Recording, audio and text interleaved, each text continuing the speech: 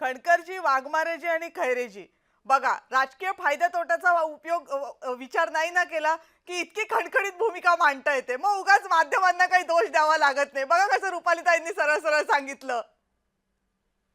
आम्ही कुठे दोष नाही दिलाय? नाही नाही कसं आहे, राजकारणात एक वेळ असते. आम्ही काही ती दोष वेळ द्यायला काही जोपर्यंत येत सांगत नाही, जोपर्यंत ती वेळ येत नाही तोपर्यंत त्या भूमिका जाहीर करायच्या नसतात.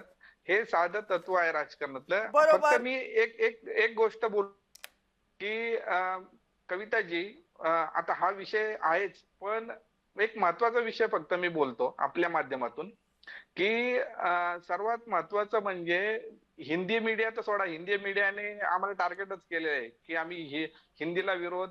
पण माझी कृपया आपल्या माध्यमातून सर्व मराठी माध्यमांना विनंती आहे की कृपया आमचा हिंदीला विरोध नाहीये, हिंदी भाषेला अजिबात विरोध नाहीये, हे सर्वात प्रथम स्पष्ट करतो. आमचा विरोध आहे तो हिंदी सक्तीला आहे.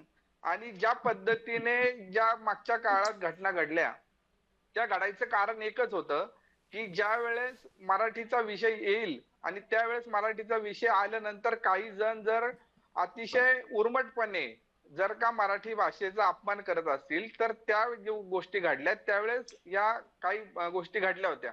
तर माझी सर्वात प्रथम विनंती आहे की ज्या पद्धतीने हिंदी मीडिया नॅरेटिव्ह सेट करायचा प्रयत्न केला की महाराष्ट्र नवनिर्माण सेनेचा हिंदीला विरोध आहे आणि हिंदी भाषिक सर्वांना आम्ही सरसकट मारतो, तर हा जो नॅरेटिव्ह आहे हा अतिशय चुकीचा आहे. तो मराठी माध्यमांनी तरी कृपया, नाही जो नाही, आमचा महत्वाचा योगेशजी, मुद्दा आहे की योगेशजी, हा आमचा हा प्रश्नच नाही. म्हणजे मराठी माध्यम म्हणजे हिंदी माध्यम काय करतात हा विषय मी थोडासा बाजूला ठेवेन.